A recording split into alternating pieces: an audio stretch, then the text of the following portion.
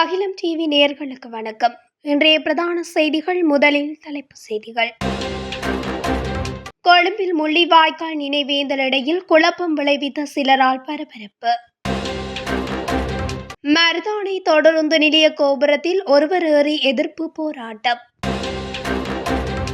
நாட்டில் சீரற்ற காலநிலை, பல பகுதிகளுக்கு விடுக்கப்பட்டுள்ள அபாய எச்சரிக்கை.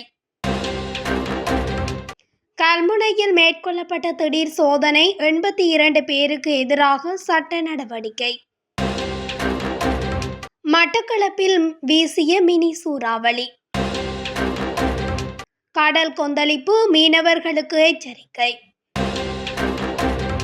காலி கடற்கரையில் கரையொதுங்கிய அடையாளம் தெரியாத சடலம். நியூயார்க் பாலத்தின் மீது மோதிய மெக்சிகோ கடற்படை கப்பல், 2 பேர் பலி. அமெரிக்காவின் கெண்டக்கியில் கனமழை, வெள்ளத்தில் சிக்கிய 18 பேர் உயிரிழப்பு. தொடர்வன விரிவான செய்திகள். கொழும்பு வெள்ளவத்தை கடற்கரை பகுதியில் இடம்பெற்ற தமிழின அழிப்பின் 16வது நினைவேந்தலின் போது சிங்கள ராவி அமைப்பினர் அங்கு வந்து கடும் எதிர்ப்பை வெளியிட்டுள்ளனர். தமிழின அழிப்பின் 16வது நினைவேந்தல் இன்று ஞாயிற்றுக்கிழமை கொழும்பு வெள்ளவத்தை கடற்கரையில் தீபச்சுடரேற்றி உணர்வு பூர்வமாக அனுஷ்டிக்கப்பட்டது. இதன்போது சிங்கள ராவி எனும் அமைப்பைச் சேர்ந்தவர்கள் அந்த இடத்துக்கு வருகை தந்து தங்களது எதிர்ப்பை வெளியிட்டுள்ளனர். இந்த நினைவேந்தலில் கலந்து கொண்டவர்கள் விடுதலை புலி அமைப்பின் பணத்தை பெற்று செயற்படுபவர்கள் என்றும், பாலஸ்தீனுக்கு ஆதரவாளர்கள் என்றும், இஸ்ரேலுக்கு எதிரானவர்கள் என்றும் சிங்கள ராவி அமைப்பைச் சேர்ந்தவர்கள் தெரிவித்திருந்தார்கள். இவ்வாறான கடும் எதிர்ப்புக்கு மத்தியில் இந்த நினைவேந்தல் நிகழ்வு நடைபெற்று முடிந்துள்ளது.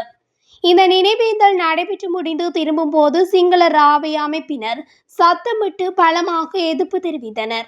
இதன்போது போலீசார் பாதுகாப்பை பலப்படுத்தினார்கள்.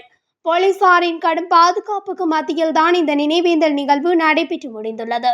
இந்த நினைவேந்தலில் முன்னாள் நாடாளுமன்ற உறுப்பினரும் சுமந்திரன் கலந்து கொண்டுள்ளார்.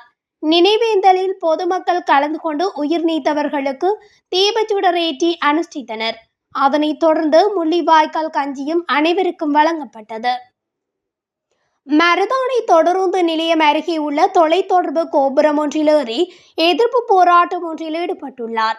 புகையிரத திணைக்களத்தின் ஓய்வு பெற்ற கட்டுப்பாட்டாளர் ஒருவரே இவ்வாறு போராட்டத்தில் ஈடுபட்டுள்ளதாக தகவல்கள் வெளியாகியுள்ளது. பல்வேறு கோரிக்கைகளை முன்வைத்து போராட்டத்தில் ஈடுபட்டுள்ள அவர் தனது கோரிக்கைகள் நிறைவேறும் வரை போராட்டத்தை கைவிடப் போவதில்லை என்று வலியுறுத்தியுள்ளார். இதன் காரணமாக மருதானை தொடருந்து நிலைய வளாகத்தில் போலீசாரும் தொடருந்து ஊழியர்களும் திரண்டுள்ளனர்.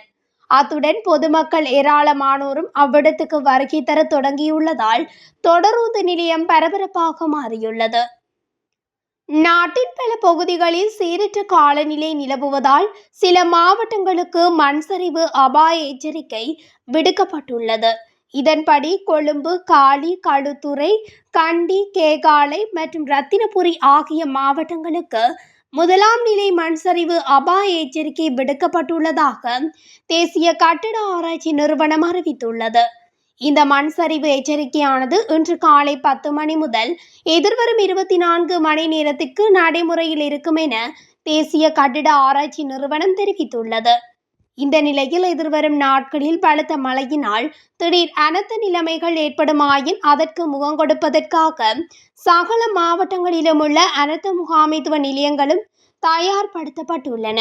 அனர்த்த நிலைமைகள் தொடர்பான விடயங்களை 24 மணி நேரமும் இயங்கும் 117 என்ற துரித அழைப்பு இலக்கத்துக்கு மும்மொழிகளிலும் அறிவிக்க முடியும் எனவும் அனர்த்த முகாமைத்துவ நிலையத்தின் பணிப்பாளர் பிரதீப் கொடிப்பிலி தெரிவித்துள்ளார்.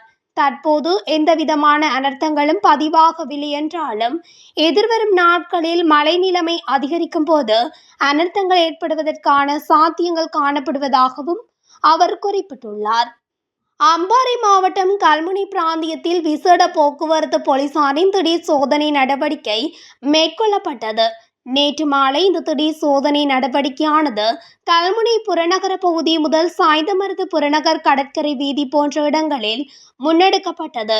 இந்த திடீர் சோதனையில் சாரதி அனுமதி பத்திரமின்றி வாகனம் செலுத்துவது, தலைக்கவசம் அணியாது செல்வது போன்ற நடவடிக்கைகள் கண்காணிக்கப்பட்டு தண்டப்பணம் விதிக்கப்பட்டு வீதி ஒழுங்குமுறை தொடர்பான ஆலோசனைகள் போலீசாரினால் வழங்கப்பட்டன. இதன்போது கல்முனை சம்மாந்துறை சவளைக்கடை சாய்ந்தமருது போலீஸ் நிலைய அதிகாரிகள் இணைந்து முக்கிய சந்திகள், பிரதான புறநகர் வீதிகளில் திடீர் சோதனை நடவடிக்கை மேற்கொண்டனர்.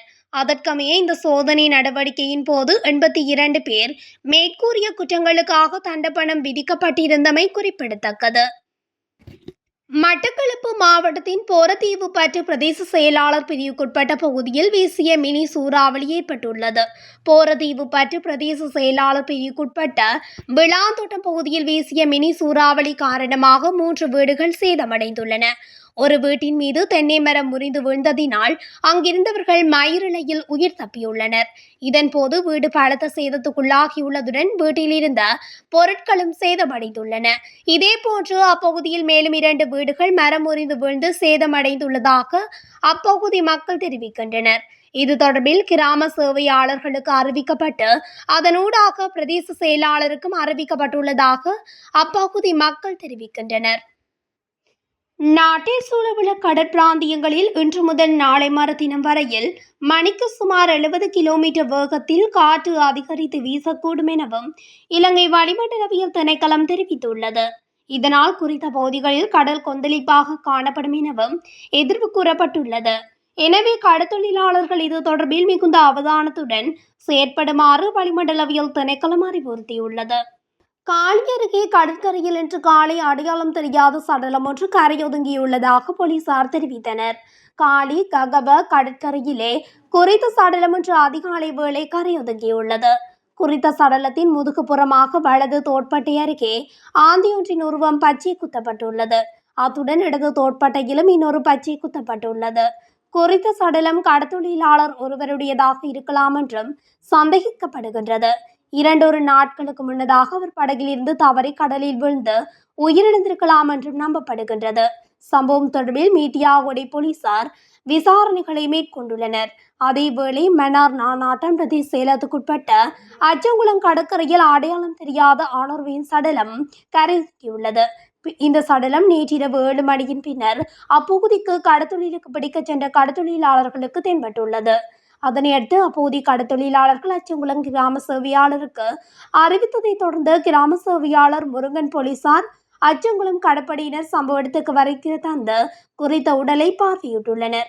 குறித்த ஆணின் சடலம் முற்றிலும் சிதைவடைந்துள்ள போதும் சிதைவடையாமல் காணப்படும் உடைகளை வைத்து குறித்த ஆண் 30 வயதுக்கு மேல் இருக்கலாம் என்றும் மதிப்பிடப்பட்டுள்ளது. நியூயார்க்கில் உள்ள புரூக்ளின் பாலத்தில் மெக்சிகோ கடற்படை கப்பல் மோதியதில் 2 பேர் பலியானார்கள். உலகளாவிய நல்லெண்ணெய் சுற்றுப்பயணத்தில் ஈடுபட்டிருந்த மெக்சிகன் கடற்படை பாய்மர கப்பல் சனிக்கிழமை இரவு நியூயார்க்கில் உள்ள புரூக்ளின் பாலத்தின் மீது மோதியது. இந்த சம்பவத்தில் 2 பேர் பலியானார்கள்.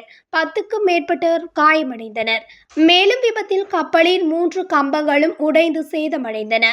இதுகுறித்து மெக்சிகன் கடற்படை சமூக ஊடகங்களில் வெளியிட்ட பதிவில் கப்பலில் 22 பேர் காயமடைந்ததாகவும் அவர்களில் 19 பேர் உள்ளூர் மருத்துவமனைகளில் மருத்துவ சிகிச்சை பெற்று வருவதாகவும் அவர்களில் 3 பேர் பலத்த காயமடைந்ததாகவும் தெரிவித்துள்ளது. இருப்பினும் யாரும் தண்ணீரில் விழாததால் மீட்பு நடவடிக்கைகளுக்கு தேவை ஏற்படவில்லை என்றும் குறிப்பிடப்பட்டுள்ளது. நியூயார்க் நகர மேயர் எரிக் ஆடம்ஸ் எக்ஸ் தளத்தில் 142 ஆண்டுகள் பழமையான பாலம் பெரிய சேதத்திலிருந்து தப்பியதாகவும் கப்பலில் இருந்த 277 பேரில் 2 பலியாகிவிட்டனர் எனவும் மேலும் 2 ஆபத்தான நிலையில் இருப்பதாகவும் அவர் குறிப்பிட்டுள்ளார். அமெரிக்காவின் கெண்டகி மாகாணத்தில் கடந்த சில தினங்களாக கனமழை பெய்து மக்களின் இயல்பு வாழ்க்கையை மேலும் பாதித்துள்ளது. கனமழையால் ஏற்பட்ட வெள்ளம் காரணமாக தாழ்வான பகுதிகளில் தண்ணீர் சூழ்ந்தது. இந்நிலையில் கெண்டகி மாகாணத்தில் பெய்த கனமழையால் ஏற்பட்ட வெள்ளத்தில் சிக்கி 18 பேர் பலியாகினர். தொடர் கனமழையால் வெள்ளப்பெருக்கு ஏற்பட்ட குடியிருப்பு பகுதிகள் மற்றும் சாலைகளில் வெள்ளம் சூழ்ந்துள்ளது. மின்தடையால் பல்லாயிரக்கணக்கான வீடுகள் இருளில் மூழ்கின. ஹெலிகாப்டர்கள் மற்றும் படகுகள் மூலம் மக்கள் பத்திரமாக மீட்கப்பட்டு பாதுகாப்பான இடங்களில் தங்க வைக்கப்பட்டுள்ளனர். வெள்ளத்தின் அளவு அதிகரித்து வருவதால் பலி எண்ணிக்கை உயரலாம் எனவும் அந்த மாகாண கவர்னர் தெரிவித்துள்ளார். இத்துடன் அகிலம் டிவியின் இன்றைய பிரதான செய்திகள் நிறைவடைகின்றன. தொடர்ச்சியாக செய்திகளை அறிந்து கொள்ள அகிலம் டிவியுடன் இணைந்திருங்கள். நன்றி, வணக்கம்.